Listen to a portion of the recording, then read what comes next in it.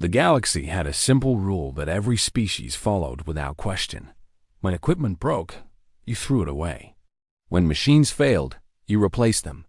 When technology became outdated, you discarded it and purchased new models from the great manufacturing worlds of the collective. This was the way things worked for 10,000 years across 100 different civilizations. Then the humans arrived. Commander Yelthra of the Vortian Trade Authority remembered the day she first encountered the human salvage vessel.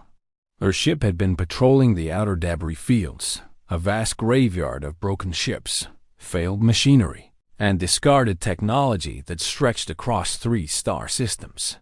No respectable species ventured into the debris fields except to dump more garbage. The radiation was dangerous. The floating wreckage was unpredictable. There was nothing of value among the broken things. But the humans had sent a ship there. Not just one ship, as Yelthra would later learn, but hundreds of them. Small vessels with strange cutting tools and magnetic grappling systems. They moved through the debris like scavengers picking through the bones of dead animals. Yelthra found their behavior disgusting at first. Her people, the Vortians, were proud traders. They dealt in new goods and fresh technology. The idea of touching broken equipment made her skin crawl. She hailed the human vessel and demanded to know their purpose. The human captain, a woman named Sarah Chun, appeared on her view screen with grease on her face and a smile on her lips. She explained that her crew was collecting broken equipment. Yelthra asked why anyone would want garbage.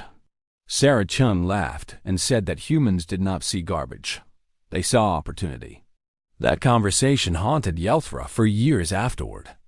The Galactic Collective first became aware of human expansion 3 standard cycles later.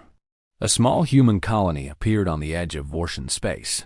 This was not unusual. Young species often established colonies near established trade routes. What was unusual was how they had done it. The colony's infrastructure was built entirely from salvaged materials. Their power generators were reconstructed from broken Thalaxian reactor cores. Their water purification systems used components from discarded Morvan industrial equipment. Their communication arrays were assembled from pieces of at least 12 different species technology. The collective sent inspectors to examine the colony. They expected to find dangerous conditions and unstable systems. Instead, they found something that defied their understanding. The human engineers had not simply repaired the broken equipment. They had improved it. The salvaged reactor cores were running at efficiency levels that exceeded their original specifications. The water purification systems processed more volume with less energy than the original designs. The communication arrays had greater range and clarity than anything the collective had seen before. The inspectors filed their report with growing unease. The humans were not just surviving with broken equipment. They were thriving. Elder mathematician Vershax of the Thalaxian Science Council was the first to truly understand the danger. He had spent his entire career studying the technological development of galactic civilizations. Every species followed the same pattern. They developed technology, used it until it failed, and then purchased replacements for more advanced civilizations. This created a natural hierarchy. The species that manufactured new equipment controlled the galaxy. The species that purchased equipment remained dependent on their suppliers. Humans did not fit this pattern. They did not need to purchase new equipment because they could make broken equipment work. They did not depend on suppliers because they could find everything they needed in the debris fields. Vershax calculated the implications and felt true fear for the first time in his life. If humans could build civilizations from garbage, then they could expand without limits. They would never be dependent on anyone. He presented his findings to the collective council. Most of the representatives dismissed his concerns. The Morvan delegate laughed and said that a species playing with broken toys was not a threat to anyone. The Kathrani ambassador suggested that humans were simply too poor to afford proper equipment. Only the Vortian trade representative, Commander Yelthra, took the warning seriously. She had seen the human salvage ships. She had spoken with Captain Sarah Chun. She knew that humans were not playing with toys. They were building an empire. The first human expansion fleet appeared in neutral space 2 cycles later. It was not a military force. It was a construction armada. 50 ships carrying thousands of human engineers and millions of tons of salvaged equipment. They established a colony on a barren moon that no other species had wanted. Within 1 cycle, they had built a functioning city. Within 2 cycles, they had established trade relationships with 3 neighboring systems. Within 5 cycles, they had become the dominant economic power in the region. The collective demanded to know how they had accomplished this. Human Ambassador James Okonkwo explained their philosophy in a speech that would be studied for generations. He said that humans had learned an important lesson from their history on Earth. Resources were always limited. Survival meant making the most of what you had. When something broke, you did not throw it away. You fixed it.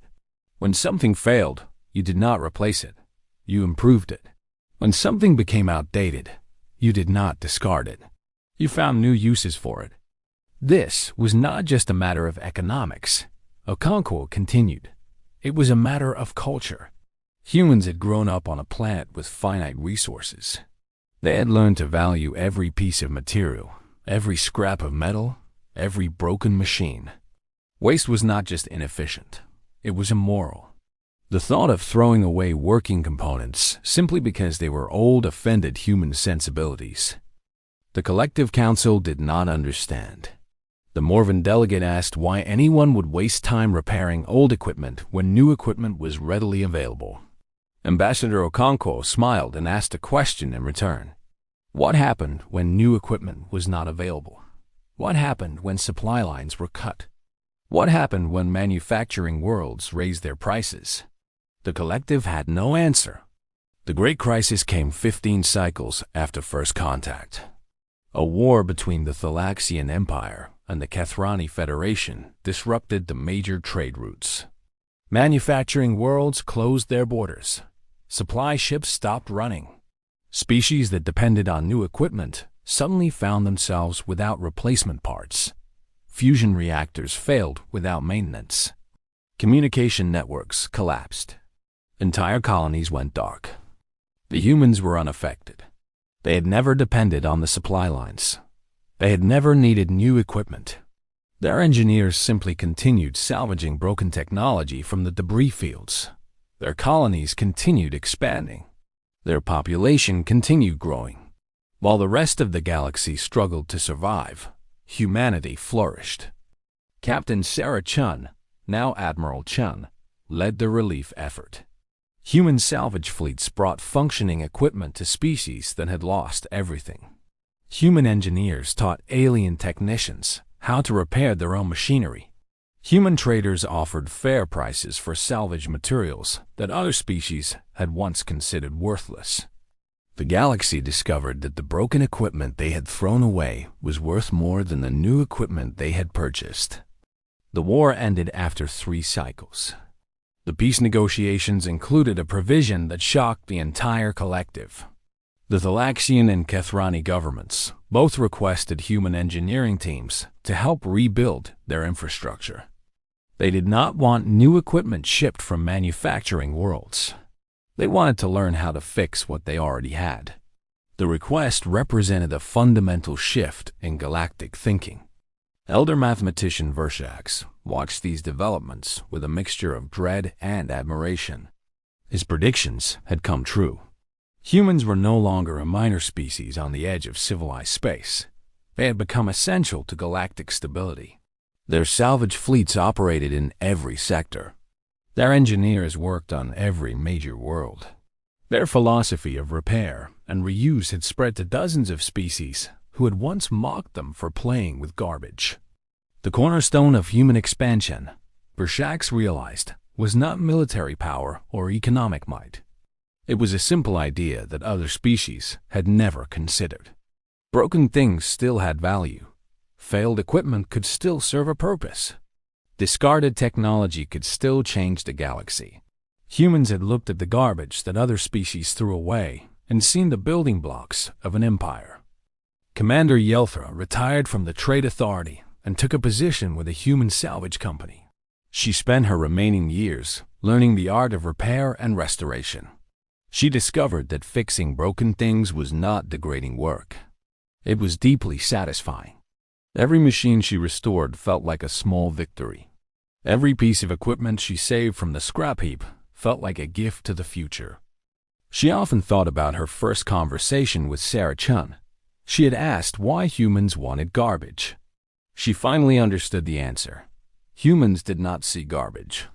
They saw potential. They saw the possibility hidden inside every broken machine and failed system. They saw what things could become, not what they currently were.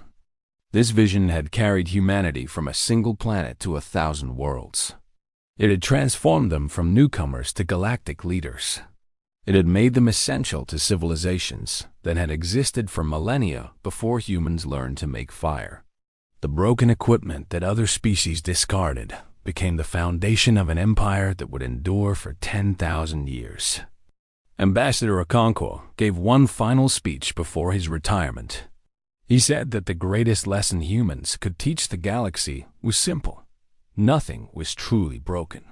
Nothing was beyond repair. Nothing was worthless. Every piece of equipment, every failed machine, every discarded technology contained the seeds of something greater. The secret was learning to see the potential instead of the failure. The debris fields that once stretched across 3 star systems gradually disappeared. Human salvage fleets collected every piece of broken equipment.